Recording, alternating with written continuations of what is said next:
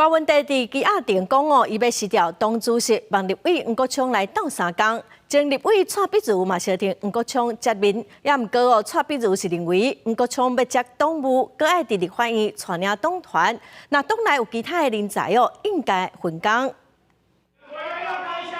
涉及惊花城一个政治献金物的民众党主席郭文铁第二遍交保。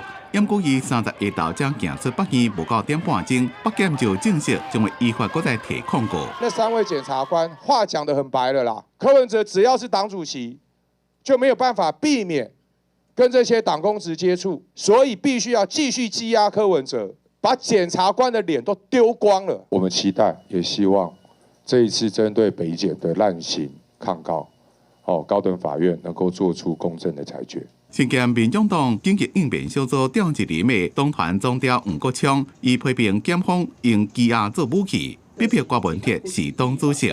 不过北检澄清讲，是郭文铁家己主动提出要辞，检方并无表示任何意见。因也对郭文铁伫咧庭上直接点名讲，希望黄国昌斗3工。怎么党内也出现小听的声音？党务交给黄国昌，是要让他接任他党主席的意思吗？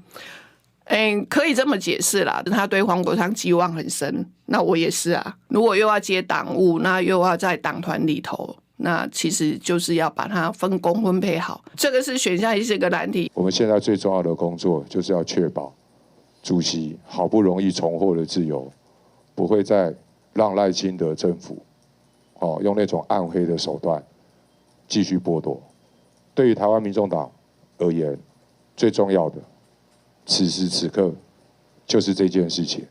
柯文哲是我们的主席，大家拢伫咧注意党主席接班的问题。总统烦恼蔡壁如即马辞掉台中市政府的顾问，表示要参选中央委员，也被看作是保留要争取代理党主席的可能性。不过伊正无奈讲，即马党内敢若出现要动议的声音。现在党内的状况，我跟你讲，我确实是不知道。看起来是党内是一致团结啊，那团结党逆党回去党中央。是啊，这种话从他嘴巴说出来，不会了。昨天联署他第一个通过的，我们完全不可能去挡他，挡他的理由是什么？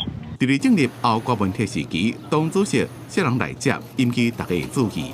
记者综合报道。